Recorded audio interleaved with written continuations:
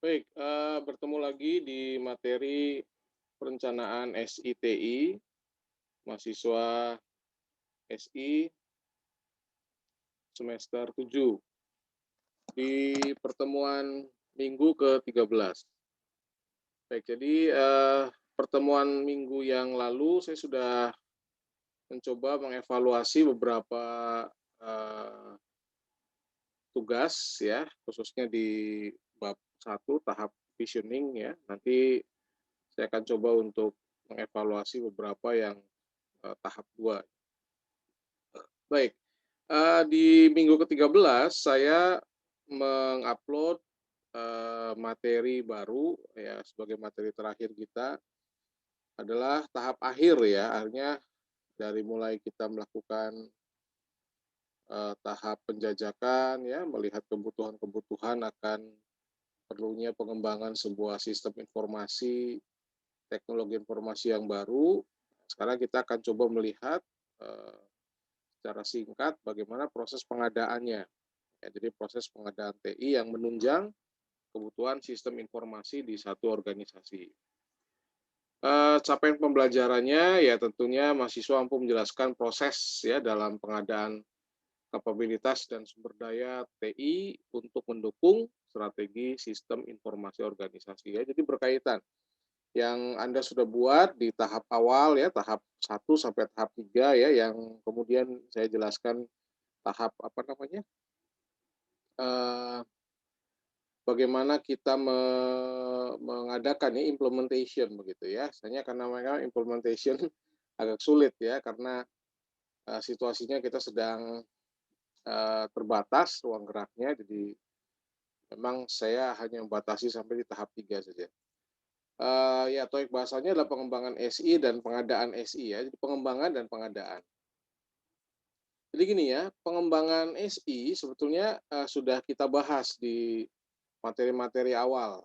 Ya, bagaimana sebuah organisasi itu melihat bahwa kebutuhan kebutuhan sekarang dan kebutuhan yang akan datang itu menuntut untuk melakukan pengembangan, sebuah, sistem informasi ya dengan tentunya memanfaatkan teknologi informasi yang baru, untuk mendukung strategi bisnis perusahaan. Nah, kalau dalam kaitan siapa orang yang, melakukan hal tahap perancangan, pembangunan, dan pengelolaan, ya tentunya adalah seorang sistem analis, ya, sistem analis. Nah, kenapa sistem analis ini menjadi penting? Karena memang dia yang, mempunyai kapabilitas untuk mengelola, begitu ya, mengelola dari sumber, informasi ya, sumber, daya manusia yang tersedia, bagaimana dia bisa mengelola, menghasilkan sebuah sistem informasi, dengan keahliannya, ya tentunya untuk menunjang tadi kebutuhan di organisasi. Tapi tidak semua organisasi atau perusahaan itu punya yang namanya sistem analis. Sehingga, eee, ya nanti kita akan lihat ya, apa sih kemungkinan yang dilakukan oleh organisasi untuk melakukan pengadaannya. Karena sistem analis ini kan, tidak setiap saat dia, melakukan pengembangan ya, artinya durasi berjalannya sebuah sistem dalam satu tempat itu kan tidak serta-merta setiap hari harus diubah, ya. Durasinya mungkin setahun, 2 tahun, dan sebagainya, tapi perlu maintenance, nah, gitu ya, perlu maintenance. Jadi sebetulnya ada keuntungan, ada kerugian ya, plus plus minus, kalau satu perusahaan itu mempunyai orang IT ya, tapi kalau skalanya besar, katakanlah punya banyak cabang dan sebagainya, ya tentunya merupakan kebutuhan yang pokok ya, satu perusahaan itu punya divisi IT sendiri. Nah, kalau enggak bagaimana? Ya kalau enggak kita bisa menggunakan apa? Menggunakan outsourcing. Oke ya, jadi yang pertama adalah kita punya pilihan di software custom, customize software. Ya, tentunya Anda sudah pernah dengar istilah customize. Jadi bagaimana kita mendesain ya, membuat sesuatu menurut keinginan kita ya, menurut desain yang kita inginkan. Nah, itu namanya customize software atau software custom. Nah, ini dikembangkan tentunya untuk memenuhi spesifikasi organisasi. Ada 2 perguruan tinggi katakanlah membuat, menggunakan satu software custom ya, belum tentu di perguruan tinggi A dapat diimplementasikan secara langsung di perguruan tinggi B. Karena mungkin ruang lingkupnya berbeda ya, yang satu prodinya hanya 3, yang satu prodinya ada 5, dan sebagainya. Jumlah SDM juga dosennya mungkin berbeda, jumlah mahasiswanya berbeda, ya tentunya kebutuhannya juga berbeda. Ya, sama-sama ruang lingkup yang sama di pendidikan misalkan. Nah, ini yang namanya custom. Nah, ceritanya bagaimana nih custom? Ya, ini bisa dikembangkan ya atau dikonfigurasi in-house. Nah, in-house tuh di dalam sendiri oleh staf SI atau TI perusahaan atau bisa dikontrak. Nah, dialih daya. Ya, tentunya ada vendor ya, vendor yang memang dia katakanlah software house gitu kan. Perusahaan yang ruang lingkup jasanya jasa membuat software. Nah, software yang dihasilkan itu namanya software custom. 12 ya. Jadi kalau mungkin di tempat Anda ada divisi IT sendiri yang membuat aplikasi sendiri, yaitu berarti apa? In-house. Ya, in-house oleh orang sendiri. Ya, tapi biasanya memang kalau yang namanya custom itu dia pakai rekanan gitu ya, pakai vendor. Yang ditugaskan ya untuk mengembangkan sistem sesuai dengan apa? Spesifikasi yang tertuang gitu ya, kan ada deal-dealan dulu ya, ada proposal dan sebagainya, ngobrol-ngobrol dulu kebutuhan dan sebagainya, mengajukan proposal, jadilah sebuah kesepakatan untuk dibuatkan sebuah software dan seterusnya gitu ya. Nanti berapa tahap dan sebagainya, maintenance ya, itu ada tertuang dalam kontrak, itu namanya software custom. Jadi barangkali misalkan perusahaan skalanya tidak terlalu besar gitu ya, ya dia bisa meng-hire orang IT gitu ya, ukuran software yang nggak terlalu besar ya bisa ya, nggak harus pakai vendor. Orang sendiri kok ini bisa ya, tapi kalau skalanya sudah besar, kelihatannya akan sulit ya kalau kita mengandalkan tenaga IT di ruang lingkup sendiri ya. Jadi harus memang pakai vendor yang sudah berpengalaman di bidangnya. Gitu. Ya, nah, apa keunggulan dari sistem ini? Ya, sistem custom ini punya 2 keunggulan utama dibanding teknologi komersil yang umum. Yang pertama adalah software disesuaikan dengan kebutuhan, betul ya? Jadi saya pengennya begini, saya pengennya begitu dan sebagainya, dibuatkanlah sesuai dengan keinginan kita, spesifik, gitu ya. Ya ada contoh aja ya, contoh Amazon one click ordering ya, banyak lah software-software yang memang custom ya, customize. Yang kedua ya adalah problem specificity. Perusahaan bayar hanya untuk fitur spesifik gitu. Jadi kalau gini, ada satu vendor nih bikin aplikasi gitu ya, aplikasinya ada 100 fitur. Saya hanya butuh 10 fitur. Nah, itu yang saya bayar. Gitu. Ya. Perusahaan-perusahaan besar pun dia tidak apa namanya, katakanlah kalau dia beli program itu custom ya, custom. Pokoknya saya butuhnya nih loh Pak, butuhnya untuk bagian ini dan sebagainya ya, sampai ke lapor sebagainya, wah, fitur apa aja ntar yang dibuka gitu dari software itu. Nah, itu namanya custom. Ya.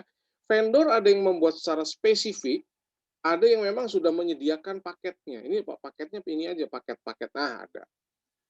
Ya, tergantung jualannya. Tapi memang yang namanya custom ya tentunya akan lebih enak ya, karena kita diberikan sesuai dengan yang kita butuhkan. Ngapain gitu ya, fiturnya banyak-banyak tapi kita nggak pernah pakai. Ya kayak smartphone kan, smartphone kebayang nggak kalau Anda pesan, enak nggak nih, Anda pesan smartphone tapi sesuai dengan kebutuhan. Enak bener ya, kita nggak usah bingung pada aplikasi yang banyak. Yang kita pakai aja aplikasinya. Ya, tapi kan vendor nggak menyediakan apa namanya, ruang untuk itu gitu ya. Saya nggak tahu ya kalau mungkin apa namanya, orang-orang yang berduit yang konglomerat yang punya akses ke perusahaan telekomunikasi ya, tapi kalau saya pikir kalau pabrikan sih biasanya apalagi kalau mode-mode smartphone ya, kalaupun limited edition fiturnya umum biasanya. Ya, tidak akan spesifik lah. Ya, yang beda casing gitu ya, kekuatan, keindahan dan sebagainya. Oke ya. Itu yang pertama tadi ya, custom. Yang kedua, software off the shelf. Software custom punya keunggulan. tapi belum tentu jadi yang terbaik untuk organisasi. Betul ya? Nah, software off the shelf itu disebut dengan istilahnya adalah package software. Ya, package software biasanya dipakai untuk mendukung proses bisnis umum. Jadi siapa aja bisa pakai. Ya, itu adalah package software. Jadi nggak butuh penyesuaian. Pokoknya perusahaan mana aja bisa pakai. Secara umum, sistem off the shelf, baik hardware atau software, lebih murah. Nah, ya lebih murah. Lebih cepat diadakan, kualitas bagus, kurang berisiko dibandingkan sistem customize. Customize itu risikonya tinggi, Saudara. Risikonya tinggi sebetulnya ya. Karena kalau apa namanya, katakanlah gini ya, biasanya kalau customize itu kan ada hak akses gitu ya, diberikan hak akses. Nah, hak akses ini juga nggak main-main. Kalau Anda sudah menggunakan sistem online dalam segmen bisnis Anda sudah menggunakan sistem online, betul-betul ya pure online gitu, nggak pakai sistem manual, maka ini menjadi jantungnya perusahaan dalam bertransaksi. Mati lampu saja, servernya mati perusahaan nggak bisa ngapa-ngapain. Itu bahayanya sistem online. Ya, makanya kalau kita melakukan custom ya, Anda melakukan pengembangan itu kan kita nggak cuma berpikir, oh yang penting ada laptopnya, ada komputernya, ada apa namanya, ada servernya gitu ya, tertanam di situ dan sebagainya, kita bikin bikin jaringan dan sebagainya. Bagaimana ketersediaan gensetnya misalkan ya untuk apa? Ya untuk apa namanya, tiba-tiba menghandle kalau tiba-tiba ketersediaan listrik nggak ada, ya insidentil ya harus ada kan server nggak boleh mati. Mahal nggak pengadaan itu? Mahal. Kita beli genset dengan kapasitas sekian volt gitu ya, tapi kapan dipakainya nih? Ya, tapi kita harus adakan. Ya itulah yang namanya resiko kita mengembangkan sebuah SITI. Gitu. Ya jadi nggak bisa berdiri sendiri ya itu ruang lingkupnya sangat besar. Belum ada orang yang harus maintenance gitu ya. Apa namanya, jaringannya ada masalah aja nih Saudara, listriknya jaringan ada masalah nih, satu titik nggak bisa ke titik lain, itu bisa nggak jalan tuh transaksi, bahayanya. Jelas ya? Jadi kalau software off the shelf, ya software umum gitu kan, ya nggak terlalu berisiko sih sebetulnya. Ya kemudian, ya ini contoh ya, ini contoh example, of the shelf application software ya. Ini ada sistem payroll, inventory, kayak gitulah ya. Ada ZPay ya. Ini macam-macam ya, macam-macam. Jadi sebetulnya Microsoft Office juga termasuk loh, Saudara ya. Office automation tuh yang Anda gunakan kayak Word, Excel dan sebagainya. Ya, itu apa namanya? Self application software. Software yang bisa dipakai kapan aja, semua orang bisa pakai, semua perusahaan bisa pakai. Ya, sebatas misalkan gini, oh itu masih bisa ditangani kok laporan-laporannya dengan Excel, terus nggak usah adakan. Itu kan kalau perusahaan skalanya kecil kan. Tapi sepertinya untuk era sekarang, ya memang orang butuh yang namanya software custom. Kita nggak bisa mengandalkan software umum. Ya, tapi tadi ya kita lihat perbandingannya kan. Kalau kita pakai software custom bagaimana, kalau Anda menggunakan yang self application software bagaimana? Tergantung kebutuhan. Ya, sekalipun perusahaan sudah menggunakan software custom, dia pasti pakai juga self application software ini. Nggak mungkin nggak pakai gitu. Adminnya nggak pakai Excel, nggak mungkin. Ya pasti menggunakan, saudara.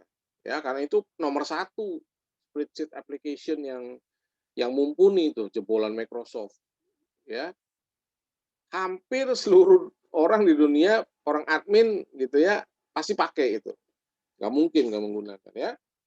Baik ya. Nah kombinasi sistem custom dan off the shelf.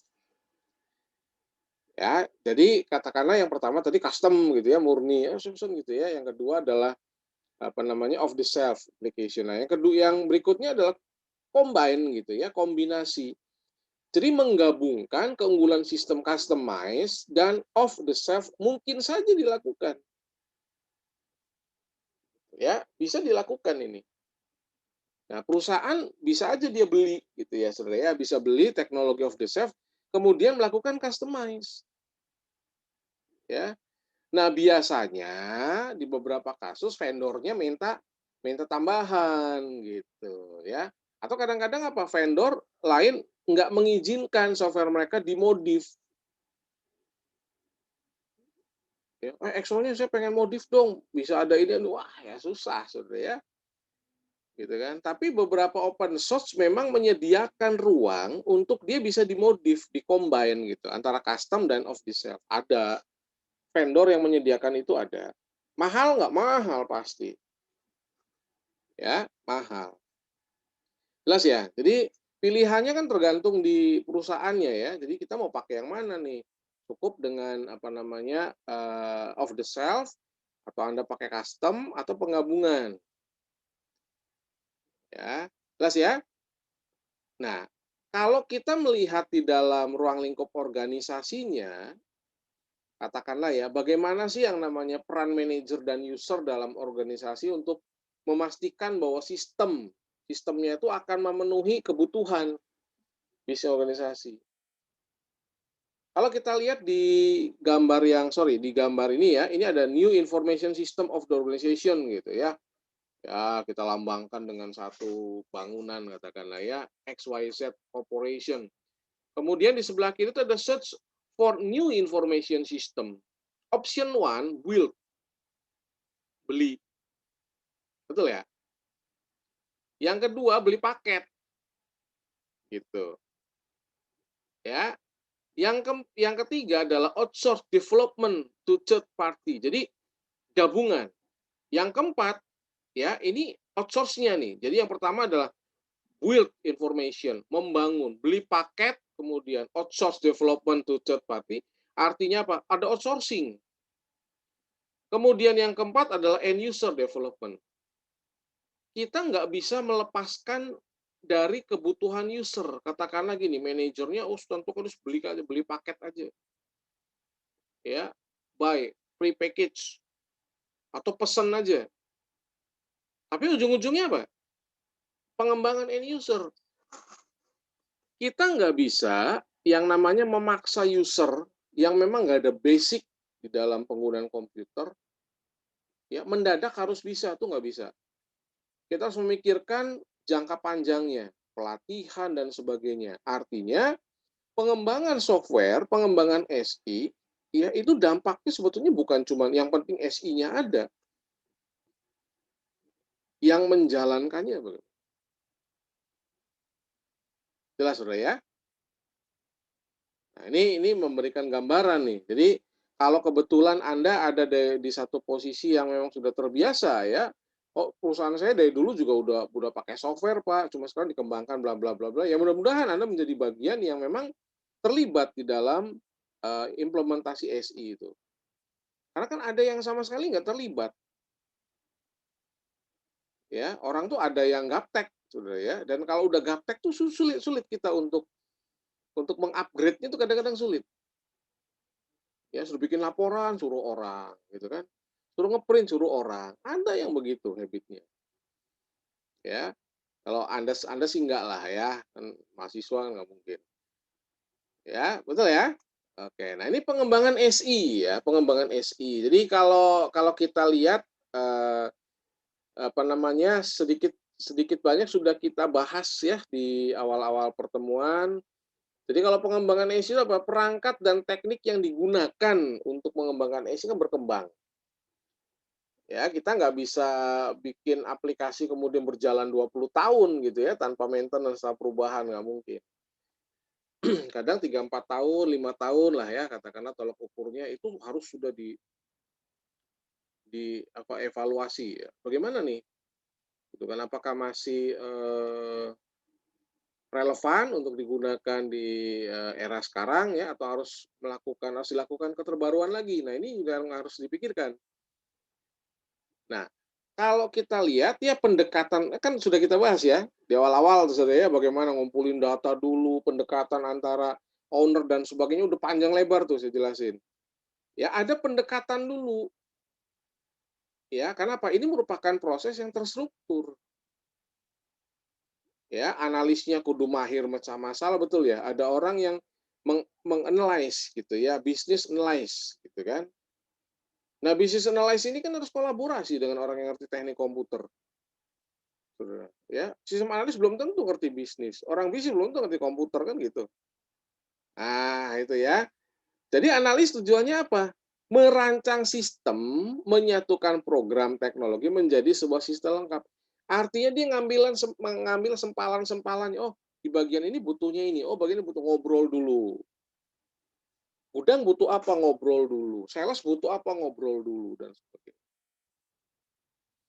Nah, program-program kecil itu disatukan ke dalam sistem yang lengkap. Itu pengembangan SI ya. Kadang-kadang kita nggak bisa bikin sekelas enterprise. Enterprise ngerti ya? Enterprise itu ruang lingkup satu perusahaan tuh udah pakai online, udah pakai sistem. Mau online, internal ataupun dia akses keluar, yang penting sudah pakai sistem. Itu enterprise. Semua HRD-nya pakai segala macam udah pakai, itu udah enterprise kelasnya. Sistem mati perusahaan nggak bisa ngapa-ngapain dalam bertransaksi maksudnya. Ya, itu udah harus oke banget tuh. Ya, kalau perbankan tuh udah enterprise sistemnya. Bayangnya miliaran transaksi dalam sehari. Gitu.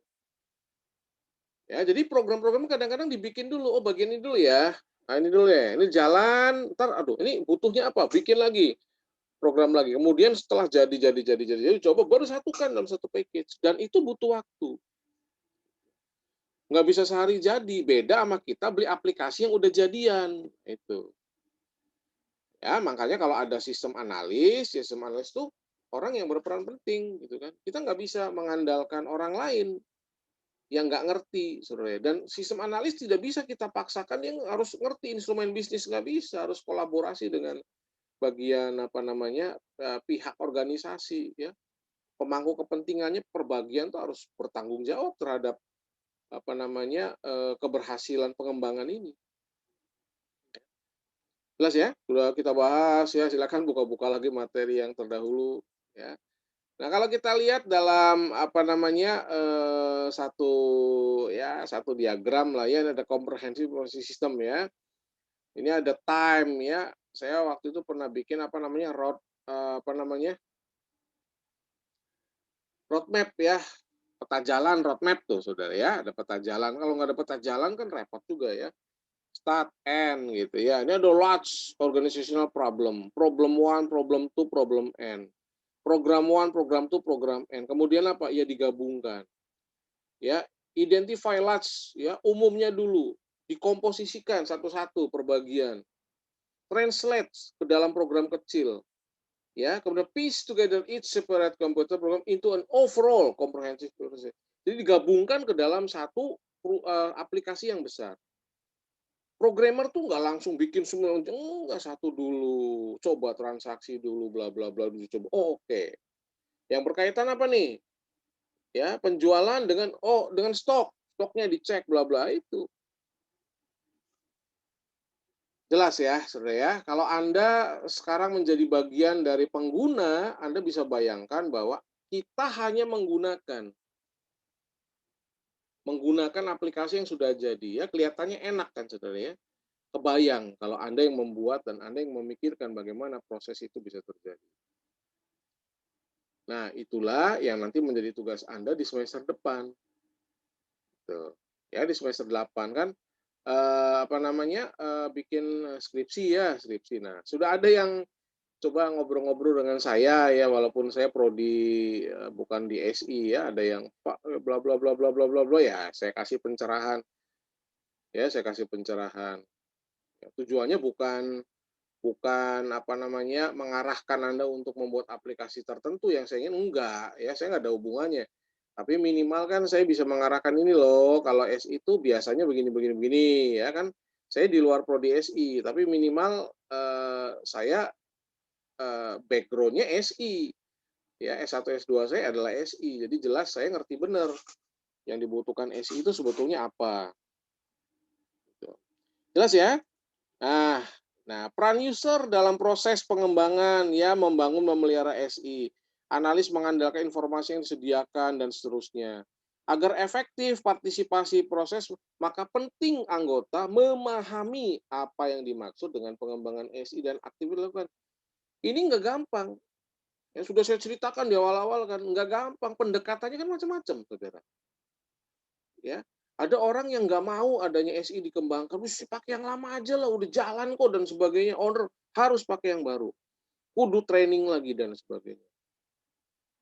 Ya, nah ini yang harus dipikirkan ya, dampak psikologis ya terhadap munculnya pemikiran bagaimana kalau SI-nya dikembangkan itu bukan cuma yang penting SI-nya jadi, enggak.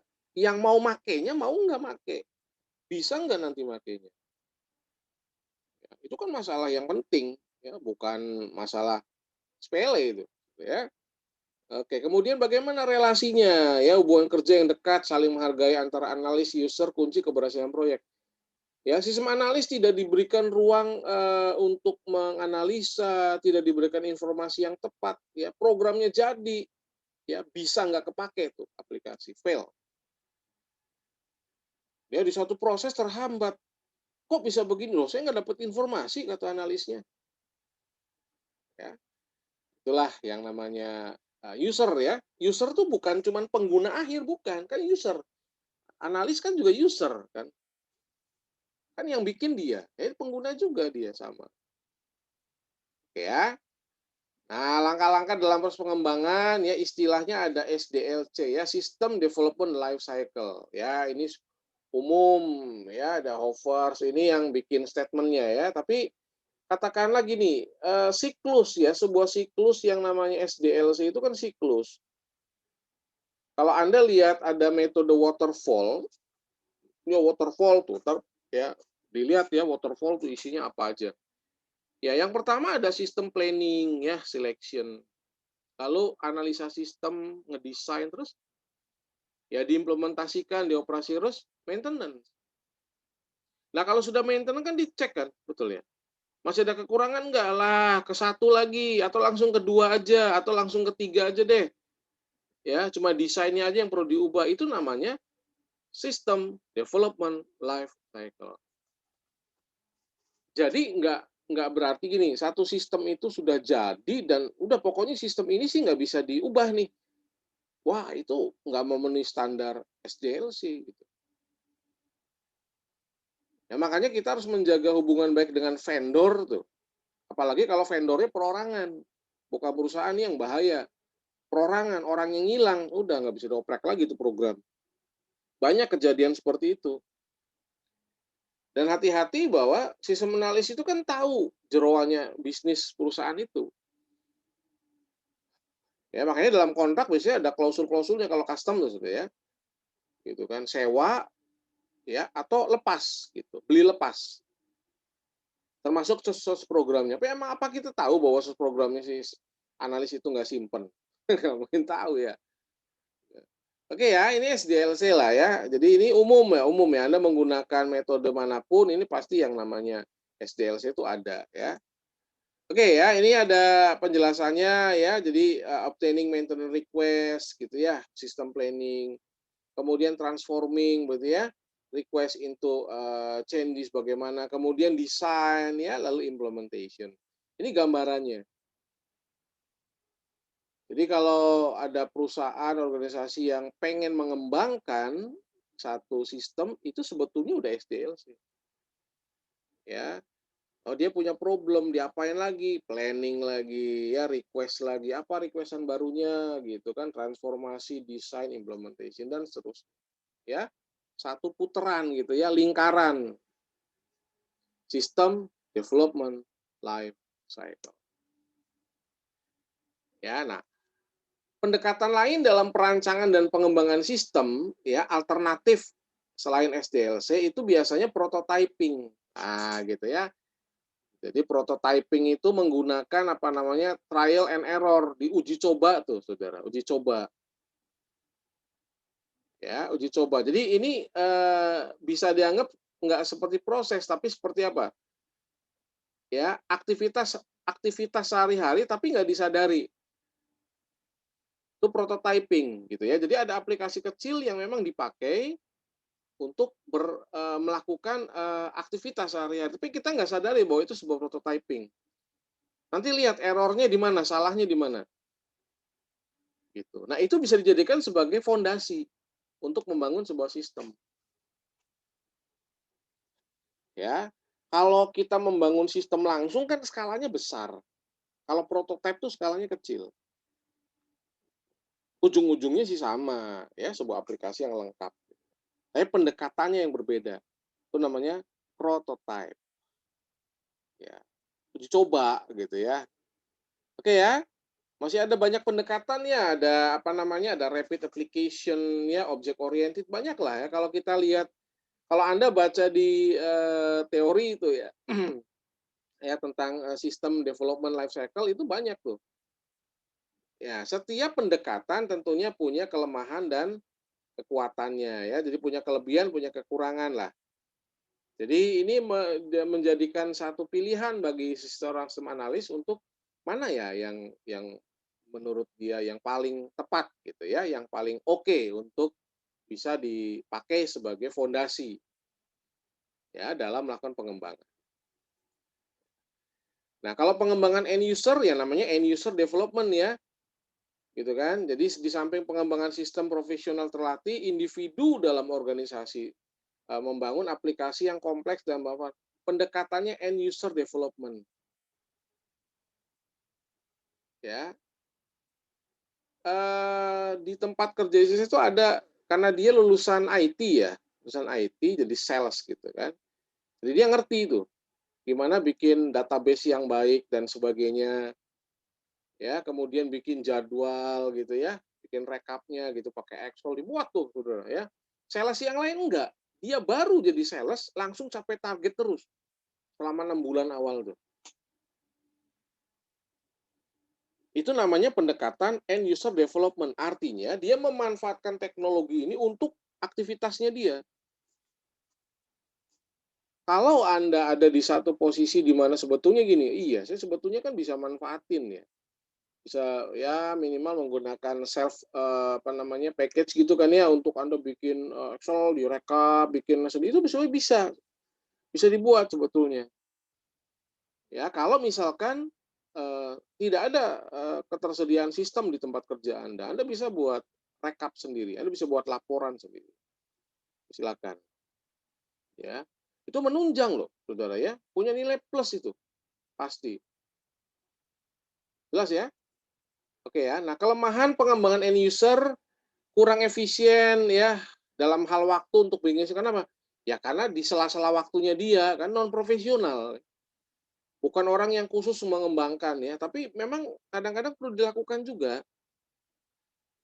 ya. Kadang-kadang apa? Nggak perhatikan kehandalan, keamanan ya, sehingga usahakan kalau Anda melakukan ini jangan dibuka ke orang lain ya, untuk konsumsinya Anda saja ya. Kadang-kadang level manajer di atas tuh dia ya bikin-bikin sendiri gitu Saudara ya, untuk melakukan apa? Bisnis intelijen. Ya, saya pengen tahu nih karyawan saya bla bla bla bla bla bla gitu ya, pencapaiannya bagaimana gitu kan. Di luar sepengetahuan anak buahnya dia bikin penilaian. Nah, itu namanya ada tech savvy gitu ya. Jadi mendingan pengambil keputusan. Jadi oh iya ini yang layak dapat bonus yang ini nih bla bla bla. Menurut penilaian dia dibantu oleh sistem ya tadi bisnis intelijen. Kira-kira seperti itu. Jadi pengembangan itu bukan cuman organisasi secara umum ya, Saudara ya. Nah, end user-nya juga bisa melakukan pengembangan. Baik ya, thank you, terima kasih. Itu adalah materi minggu 13. Mudah-mudahan apa yang kita kerjakan bisa bermanfaat ya. Saya ingin supaya Anda memahami lebih lagi tentang tentunya aplikasi ya, bagaimana menyediakan sebuah sarana SITI yang baik gitu ya, yang mumpuni lah, yang bisa dipakai untuk memperlancar, menunjang kegiatan dalam bisnis kita. Ya, Baik, terima kasih untuk atensinya. Semoga materi ini bermanfaat untuk kita semua ya. Saya ucapkan wassalamualaikum warahmatullahi wabarakatuh.